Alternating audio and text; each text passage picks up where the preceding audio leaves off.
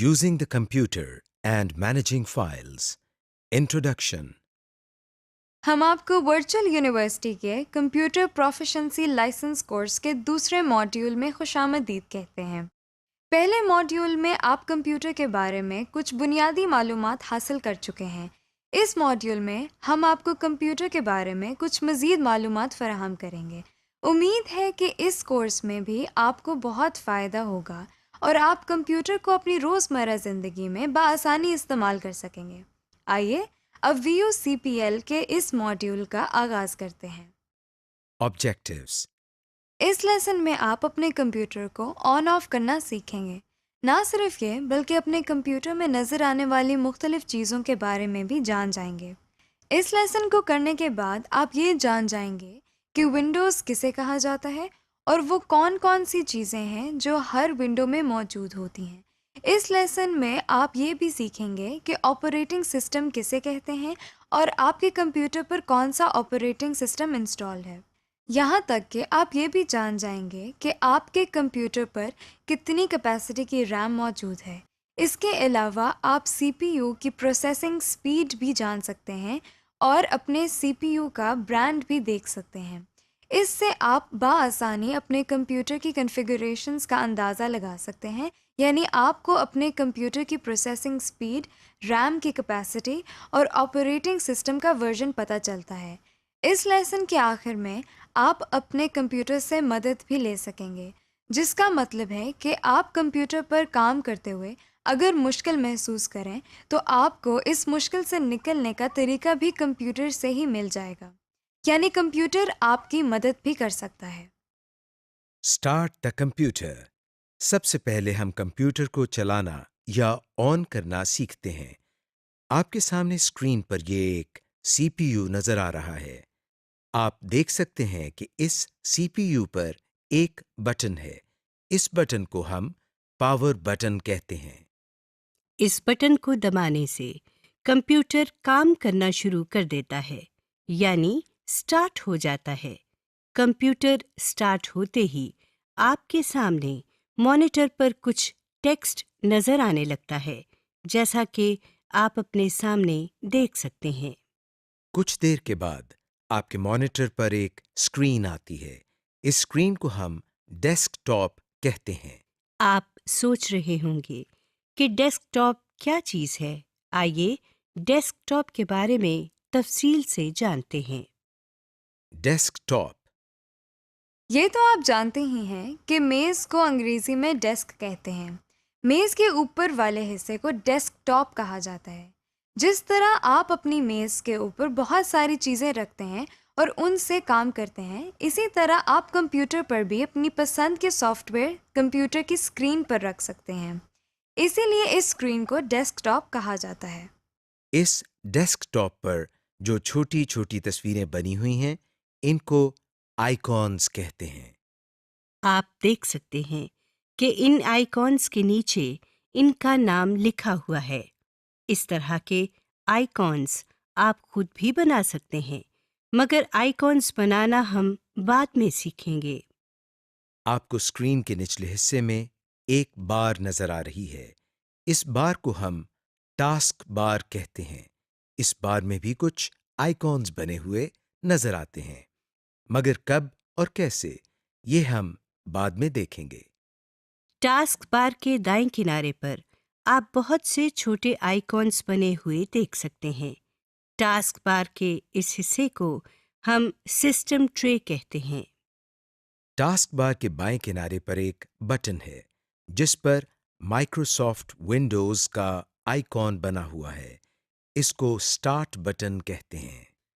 Shut down the computer.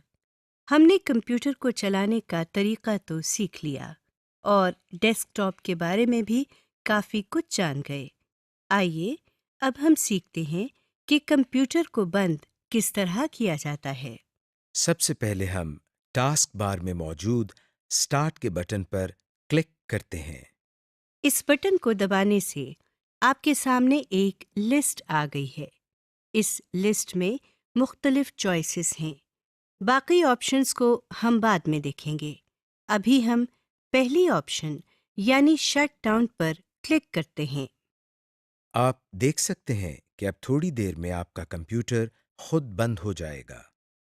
अगर आप अपने काम के दौरान ही पावर बटन को दबा देंगे तो न सिर्फ आपका किया हुआ तमाम काम ज़ाया हो जाएगा, बल्कि आपका कंप्यूटर खराब भी हो सकता है।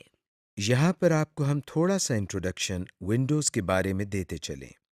विंडोज़ के मुख्तलिफ सालों में मुख्तलिफ वर्जन्स आते रहते हैं। इनमें मेन फ़र्क उनके फीचर्स और लुक एंड फील का होता है। जैसे Windows XP, Windows 7, Windows 8, Windows 10 वगैरह।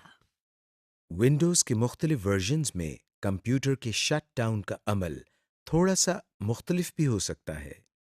ये थे विंडोज़ के मुख्तलिफ वर्जन। अब हम वापस अपने लेसन की तरफ आते हैं। Restart the computer. अभी हमने सीखा कि कंप्यूटर को बंद किस तरह करते हैं। अगर आप चाहते हैं कि कंप्यूटर खुद ब खुद बंद हो और फिर दोबारा स्टार्ट हो जाए, यानी रीस्टार्ट हो जाए, तो जिस तरह हमने कंप्यूटर को शट डाउन किया था, इस तरह हम स्टार्ट के बटन पर क्लिक करने के बाद शट डाउन के साथ बने हुए इस एरो पर क्लिक करते हैं।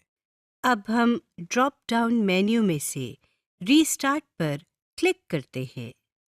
आप देख सकते हैं कि कंप्यूटर बिल्कुल उसी तरह बंद हो रहा है जिस तरह शट डाउन पर क्लिक करने से हुआ था, और फिर कुछ देर के बाद दोबारा स्टार्ट हो रहा है और आपके सामने फिर से डेस्कटॉप आ गया है। Basic window properties. आइए अब हम विंडो प्रॉपर्टीज के बारे में कुछ सीखते हैं। आप अपने डेस्कटॉप पर एक आइकॉन बना हुआ देख सकते हैं जिसके नीचे कंप्यूटर लिखा हुआ है। इस पर डबल क्लिक करते हैं। डबल क्लिक करते ही एक स्क्रीन हमारे सामने आ गई है। इस स्क्रीन को कंप्यूटर फोल्डर कहा जाता है। आइए कंप्यूटर फोल्डर को एक्सप्लोर करते हैं। सबसे ऊपर आप नीले रंग की एक बार देख सकते हैं। इस बार के दाएं किनारे पर आप 3 छोटे से बटन बने हुए देख सकते हैं। सबसे पहले बटन पर डैश बना हुआ है। इस बटन को हम मिनिमाइज बटन कहते हैं। इसको दबाने से कंप्यूटर फोल्डर सिमट कर टास्क बार में आ जाता है। ये देखिए, इस फोल्डर पर क्लिक करने से ये स्क्रीन दोबारा हमारे सामने आ गई है। इस अमल को हम फोल्डर मिनिमाइजेशन या फोल्डर को मिनिमाइज करना कहते हैं। डैश से अगले बटन पर एक डब्बा बना हुआ है। इस बटन को मैक्सिमाइज बटन कहते हैं।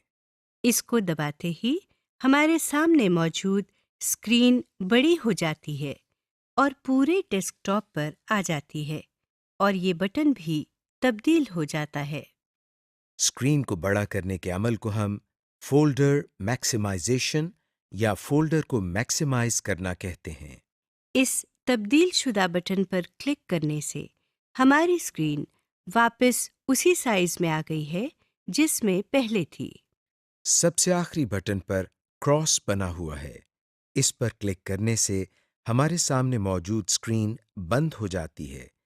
आप देख सकते हैं कि ये फोल्डर टास्क बार में भी नजर नहीं आ रहा, यानी ये फोल्डर अब बंद हो चुका है।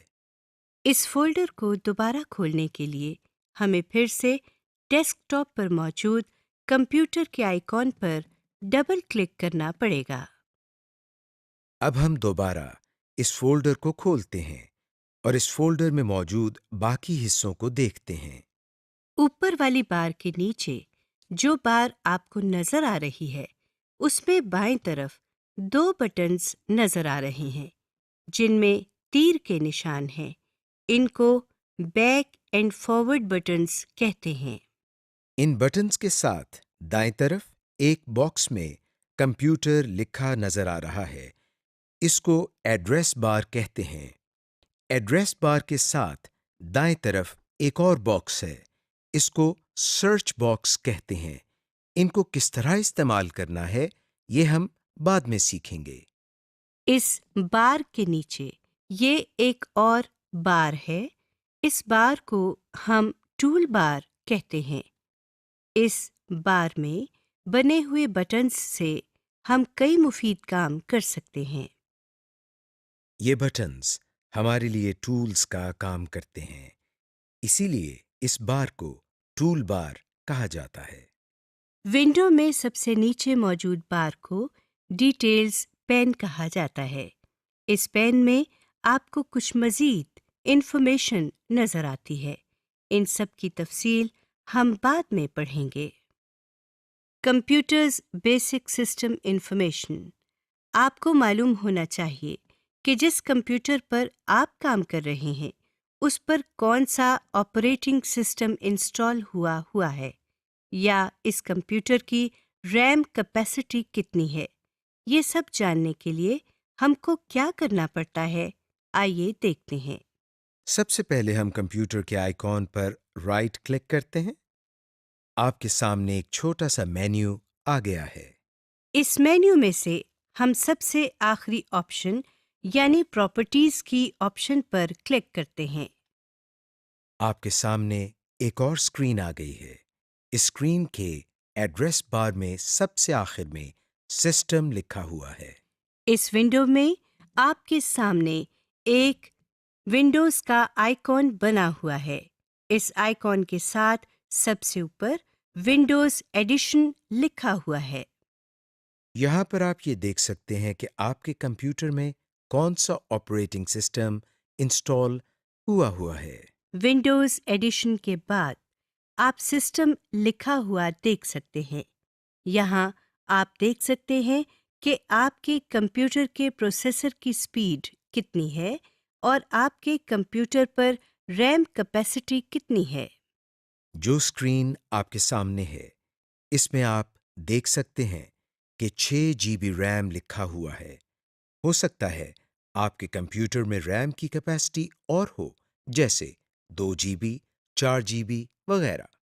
इस विंडो को बंद करने के लिए हम टाइटल बार में बने हुए क्रॉस पर क्लिक करते हैं।